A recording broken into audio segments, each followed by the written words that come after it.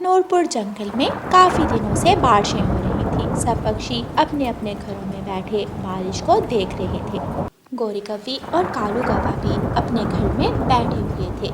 कालू कौवा गोरी कौवी से कहता है, गोरी, काफी दिनों से सूखा दाना खा खा कर मन भर गया है। दिल करता है कि अच्छा सा भोजन करें। कालू, मेरा भी अब सूखा दाना खाने को दिल नहीं करता।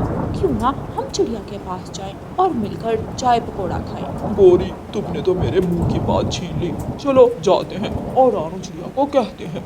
गोरी कौवी और कालू कौवा बारिश के मौसम में उड़ते हैं और रानू चिड़िया के घर की तरफ जाते हैं। मिठू तोता भी अपने घर में बैठा यही सोच रहा था। मैं रानू चिड़िया के पास जाता हूँ, जाकर कहता हूँ कि कोई अच्छा सा भोजन बनाए और मिलकर खाएं। क्यों ना आज बेसन के लड्डू बनाए। हाँ, ये ठीक रहेगा। मैं जाता हूँ।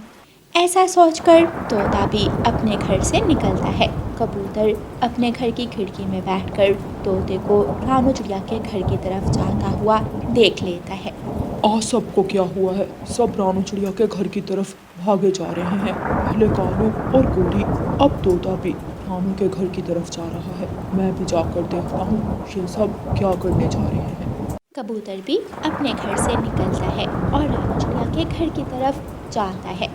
सब पक्षी रानू चिड़िया के घर के बाहर इकट्ठे हो जाते हैं। वो सब एक दूसरे को वहाँ देखकर हैरान हो जाते हैं। गोरी कौवी रानू चिड़िया के घर के दरवाजे पर दस्तक देती है। रानू चिड़िया दरवाज़ा खोलती है। रानू सबको देखकर हैरान हो जाती है। आप सब यहाँ जंगल में कहीं बाढ़ तो नहीं आ गई? रुको, मैं घर से अपना ज़रूरी सामान उठा लूँ। रानो, तुम भी ना हर वक्त डरती ही रहा करो। बस करो, कोई बाढ़ नहीं आई, सब ठीक है। हम सब मिलकर कोई अच्छा सा खाना खाना चाहते हैं। क्यों ना हम सब मिलकर कोई अच्छा सा भोजन करें। अच्छा, आप सब ने तो मुझे डरा ही दिया। चलो अंदर आ जाओ, फिर सोचते हैं क्या बनाना है। तो बताओ अब क्या बनाना है? मैं तो कहता हूँ कि चाय पकौड़ा बनाते हैं। नहीं, चाय पकौड़ा तो बहुत आम हो गए हैं। हर कोई बारिश के मौसम में पकौड़े खाता है। हम कहते हैं कुछ अलग हो। अच्छा, अलग हो? बताओ मिठू भैया, क्या बनाना चाहिए? मैं चाहता हूँ कि हम सब मिलकर बेसन के लड्डू बनाएं। वैसे भी ठंड का मौसम है। ठंड के मौसम में बेसन के लड्डू बहुत मज़े के लगते हैं और सेहत के लिए भी अच्छे होते हैं। हाँ, वैसे तुम ठीक कह रहे हो। हाँ, बेसन के लड्डू मुझे बहुत पसंद है। रानू के हाथ के बेसन के लड्डू तो वैसे भी बहुत मज़े के होते हैं। सब पक्षियों को मंजूर है बेसन के लड्डू? सब पक्षी हाँ में सर हिलाते हैं। तो फिर ठीक है, कालू भैया तुम जाकर बेसन ले आओ और गौरी तुम मूंगफली ले आना। वैसे भी तुम तो इंसानों की बस्ती में जाती रहती हो। और कबूतर भैया, आप अपने घर से देसी घी ले आना। आपकी माँ का देसी घी बहुत अच्छा होता है। और मैं बाकी चीज़ें इकट्ठी करता हूँ। क्या मैं कुछ नहीं लेकर आऊँगा? नहीं, तुम तो नवाब हो जो कुछ नहीं लेकर आओगे। तुम अपने घर से सूजी लेकर आओगे। बेसन के लड्डू में सूजी डले तो वो ज़्यादा मज़े के लगते हैं। सब पक्षी अपने अपने घरों से चीज़ें लेने चले जाते हैं। कालू कौवा और गोरी कौवी इंसानों की बस्ती की तरफ चले जाते हैं। वो दोनों एक बड़े पेड़ के नीचे बैठ जाते हैं। गोरी, अगर हम किसान के खेत में गए तो काफ़ी टाइम लग जाएगा। क्यों ना हम किसान की पत्नी के पास जाएं, उससे हमें बेसन और मूंगफली दोनों मिल जाएगी। गोरी और कालू किसान के घर जाते हैं और उसकी पत्नी से कहते हैं, माँ जी, क्या हमें थोड़ा सा बेसन और मूंगफली मिल जाएगी? कालू कौवा किसान की पत्नी को सारी बात बताता है। हाँ, मैं देती हूँ। मुन्ने के पापा कल ही मूंगफली लेकर आए थे। बेसन तो मेरे घर में पहले से ही पड़ा था। कालू और गौरी किसान की पत्नी से बेसन और मूंगफली लेकर अपने जंगल की तरफ वापस लौटते हैं और सीधे रानू चिड़िया के घर की तरफ जाते हैं। कबूतर देसी घी लेकर वापस आ गया था और मिठू भी सूजी लेकर वापस आ गया था। आप सब वहाँ बैठो, मैं थोड़ी देर में लड्डू बना कर लाती हूँ।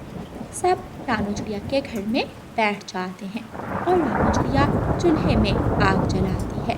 और बेसन के लड्डू बनाना शुरू करती है। थोड़ी ही देर में रानू चिड़िया बेसन के लड्डू बना लेती है। आ जाओ पक्षियों, बन गए बेसन के लड्डू, आ जाओ, सब मिलकर खाते हैं। सब पक्षी आ जाते हैं और मज़े मज़े से बेसन के लड्डू खाना शुरू करते हैं। वाह वाह, मज़ा आ गया। क्या स्वादिष्ट बेसन के लड्डू बनाए हैं रानू ने। मशवरा तो मेरा ही था, वरना तुम दोनों तो फिर चाय पकौड़ा बनवाने लगे थे। सब पक्षी हंसने लगते हैं और बारिश के मौसम में मज़े मज़े से बेसन के लड्डू खाते हैं। प्यारे दोस्तों, इस कहानी को लाइक, अपने दोस्तों के साथ शेयर और चैनल को सब्सक्राइब करना बिल्कुल मत भूलना। आपका धन्यवाद। रानू चिड़िया की ऐसी कहानियाँ सुनने के लिए YouTube सर्च बार में रानू चिड़िया की कहानी लिखें या फिर ये बटन दबाकर बोलकर कहें रानू चिड़िया की कहानी। मम्मा, आज मेरा मीठा फल खाने को दिल कर रहा है, जरूर लेकर आना। मम्मा, मैंने इमली खानी है। कल किकी की मम्मा उसके लिए इमली लेकर आई थी। ठीक है प्यारे बच्चों, मैं आपके लिए आपकी पसंद की चीज़ें ज़रूर लेकर आऊँगी। रानू चिड़िया अपने बच्चों का भोजन लेने चली जाती है और बच्चे अपने खिलौनों के साथ खेलने लगते हैं। रानू चिड़िया उड़ते हुए जा रही थी कि उसे रास्ते में लूसी कबूतरी मिलती है। लूसी बहन, आप कल इमली कहाँ से लाई थी? मेरा बेटा भी आज जिद कर रहा है इमली खाने की। मैं पहाड़ों के पास गई थी, वहीं पहाड़ों के पास इमली के पेड़ लगे हुए हैं। बहुत बहुत धन्यवाद आपका लूसी बहन। अच्छा, अब मैं चलती हूँ। लूसी कबूतरी अपने घर की तरफ उड़ जाती है और रानू चिड़िया पहाड़ों वाले जंगल की तरफ चली जाती है। गुड़िया बहन, चले घर से बाहर जाकर खेलते हैं। सभी छोटे पक्षी बाहर खेल रहे हैं। कुकू और गुड़िया घर से बाहर निकलते हैं। कीकी और छोटा मिठू दोनों फुटबॉल से खेल रहे थे। गुड़िया और कुकू उनके पास जाते हैं। कीकी, मैं भी खेल लूँ आपके साथ? हाँ हाँ, क्यों नहीं, आ जाओ। कुकू गुड़िया दोनों आ जाओ। वो सब मिलकर फुटबॉल से खेलने लगते हैं। अचानक मौसम बदलता है, हवाएं चलने लगती हैं। कितना अच्छा मौसम हो रहा है, थोड़ी ही देर में बारिश शुरू हो जाएगी। क्यों ना हम सब मिलकर पकोड़े बनाएं? हाँ, मुझे तो बारिश के मौसम में पकोड़े बहुत मज़े के लगते हैं। तो ठीक है, हम सब चीज़ें बांट लेते हैं और सब मिलकर पहले चीज़ें इकट्ठी करते हैं और बाद में पकोड़े बनाएंगे। मैं लकड़ियाँ लेकर आऊँगा। मेरे पापा कल लकड़ियाँ लेकर आए थे। मैं इमली की चटनी बनवा कर लाऊँगा अपनी मम्मा से। मेरे तो मुंह में पानी ही आ गया इमली की चटनी का सुनकर।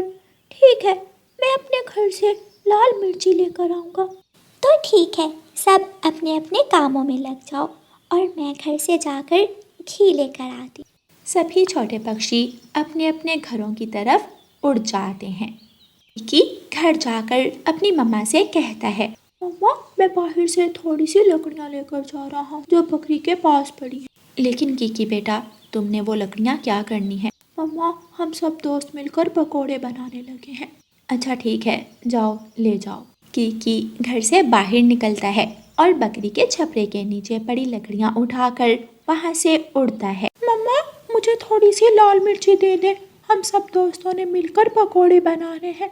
लेकिन मिठू बेटा, लाल मिर्ची तो आज सुबह ही ख़त्म हो गई। मैंने तुम्हारे पापा से कहा भी था, लेकिन वो लेकर नहीं आए। ये सुनकर छोटा मिठू निराश हो जाता है। छोटा मिठू गुड़िया के पास वापस जा रहा था कि उसे रास्ते में जग्गू कौवा मिलता है। जग्गू छोटे मिठू को आवाज़ देता है, छोटे मिठू, बात सुनो, कहाँ जा रहे हो?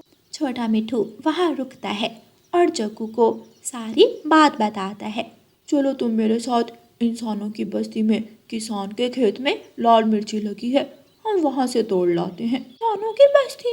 नहीं, मैं नहीं जाऊँगा, वहाँ मेरी मम्मा ने मुझे जाने से मना किया है। नहीं छोटे मिठू, वो किसान बहुत अच्छा है, वो पक्षियों से बहुत प्यार करता है। अगर हम पूछ कर चीज़ लेंगे तो वो कुछ नहीं कहेगा, और अगर चोरी करेंगे तो फिर वो मारता है। जग्गू और छोटा मिठू दोनों वहाँ से उड़ते हैं और इंसानों की बस्ती की तरफ चले जाते हैं। किसान अपने खेत में लाल मिर्ची की फसल में बैठा जड़ी बूटियां साफ कर रहा था। जग्गू किसान के पास जाता है। किसान चाचा, हमें थोड़ी सी लाल मिर्ची चाहिए।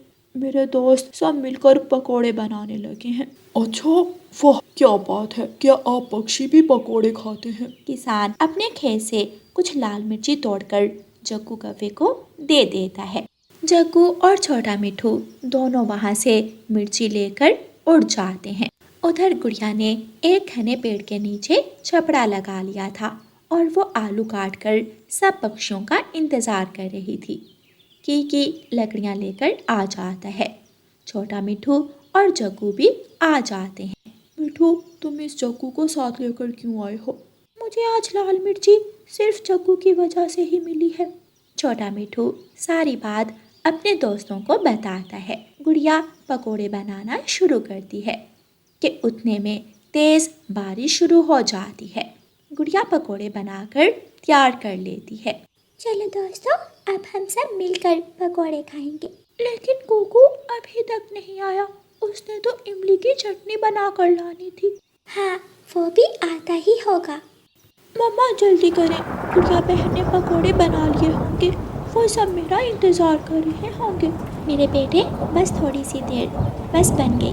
मुझे वो नमक वाला डिब्बा पकड़ाओ। कुकू अपनी मम्मा को नमक वाला डिब्बा पकड़ाता है। रानू चिड़िया इमली की चटनी में थोड़ा नमक डालती है और एक डिब्बे में डालकर चटनी कुकू को दे देती है। बेटा ध्यान से जाना, बारिश हो रही है। कुकू चटनी का डिब्बा लेकर वहाँ से चला जाता है और सीधा अपने दोस्तों के पास जाता है। कुकू, तुमने आने में इतनी देर लगा दी।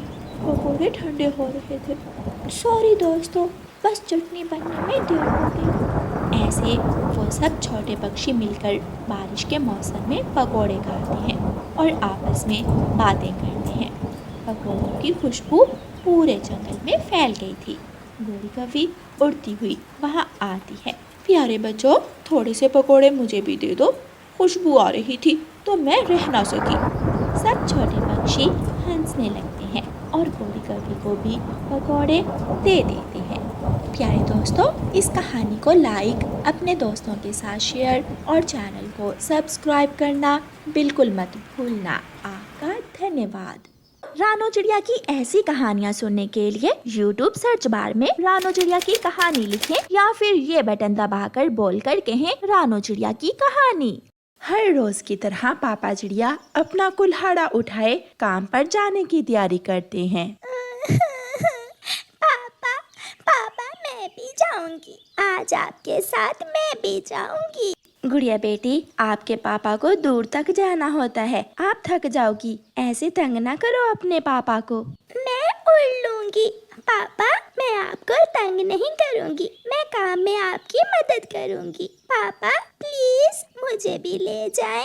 अपनी बेटी की जिद के आगे पापा चिड़िया को हार माननी पड़ती है। अच्छा ठीक है। गुड़िया की मम्मा, दोपहर का दाना रख दिया है डिब्बे में क्या? हाँ, मैंने दाना डिब्बे में रख दिया है। फिर पापा चिड़िया अपनी बेटी गुड़िया को साथ लेकर जंगल में लकड़ियाँ काटने के लिए चला जाता है। आज गुड़िया बहुत खुश थी। वो तो अपने पापा से भी तेज उड़ रही थी।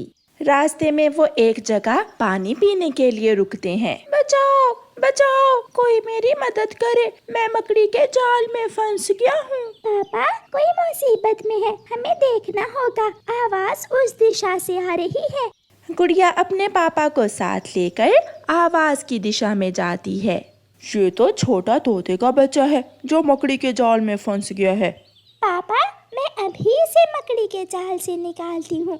रुको रुको गुड़िया, अगर आप गई तो आप भी मकड़ी के जाल में उलझ जाओगी। छोटे तोते, आप इस लकड़ी को मजबूती से पकड़ लो।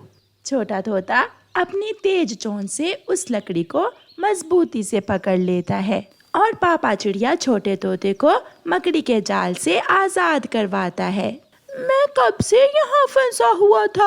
अगर आप मेरी मदद ना करते तो शायद मैं यहाँ ही मर जाता। आपका घर कहाँ है? मेरा घर अमरूदों के बाग के पास है। अब हम जाते हैं और आप भी जल्दी से अपने घर चले जाओ। फिर छोटा तोता अपने घर, गुड़िया और उसके पापा अपने काम पर निकल जाते हैं। पापा चिड़िया लकड़ियाँ काट काट कर नीचे गिरा रहा था और गुड़िया वो लकड़ियाँ इकट्ठी कर रही थी। पापा पापा देखें, मैं भी आपके साथ काम करवा रही हूँ। हाँ, मेरी बेटी अब बड़ी हो गई है। पापा चिड़िया एक बड़ी सूखी शाख काटता है। शाख नीचे गिरती है और साथ ही गुड़िया के पापा भी नीचे गिर जाते हैं। बड़ी शाख पापा चिड़िया के ऊपर गिर जाती है और पापा चिड़िया उस सूखी शाख के नीचे दब जाते हैं। पापा पापा मैं यहाँ हूँ, मैं आपको बाहर निकालती हूँ। गुड़िया बेटी, मेरा पंख नीचे दब गया है। गुड़िया पूरा जोर लगाती है मगर वो ऐसा नहीं कर पाती। वो अपने पापा को लकड़ी से बाहर नहीं निकाल पाती। बेटी, आप वो सामने वाले घर में जाओ और उनसे मदद मांगो। गुड़िया जल्दी से उड़ती हुई वहाँ जाती है। वो दरवाजे पर दस्तक देती है। कोई है इस घर में, कोई मेरी मदद करे। अंदर से एक कौवा और एक कौवी बाहर आते हैं। अरे अरे छोटी चिड़िया, क्या शोर मचा रखा है, चल भाग यहाँ से। आंटी कवि, मेरे पापा पेड़ के नीचे दब गए हैं, प्लीज प्लीज मेरी मदद करो। मदद? और वो भी हम कौवे? छोटी चिड़िया, शायद तुम जानती नहीं हो, हम कौवे किसी की मदद नहीं करते। भाग जाओ यहाँ से। गुड़िया समय जाया किए बिना वहाँ से चली जाती है। गुड़िया एक ऊंचे पेड़ पर बैठकर शोर मचाती है। कोई मेरी मदद करे, कोई मेरी मदद करे। गुड़िया की आवाज दूर दूर तक जा रही थी। वही छोटा तोता जिसे गुड़िया और उसके पापा ने मकड़ी के जाल से आजाद करवाया था, वो गुड़िया की आवाज सुनकर वहाँ आता है। आप मुश्किल में हैं, मुझे बताएं, मैं मदद करूंगा आपकी। मेरे पापा बड़ी शाख के नीचे दब गए हैं, प्लीज मेरी मदद करो। छोटा तोता जल्दी से जाता है। गुड़िया और छोटा तोता दोनों मिलकर जोर लगाते हैं मगर वो शाख भारी थी, वो उसे उठा नहीं पाते। गुड़िया बेटी, किसी बड़े पक्षी को बुला कर लाओ, मेरे पंख में बहुत दर्द हो रहा है। आप यहाँ अपने पापा के पास बैठे, मैं अभी आता हूँ। और ऊंची जगह में जाकर अपनी तोतों की आवाज में मदद की गुहार लगाता है। थोड़ी ही देर में वहाँ कई तरह के तोते इकट्ठे हो जाते हैं, लाल, हरे और कई रंगों के।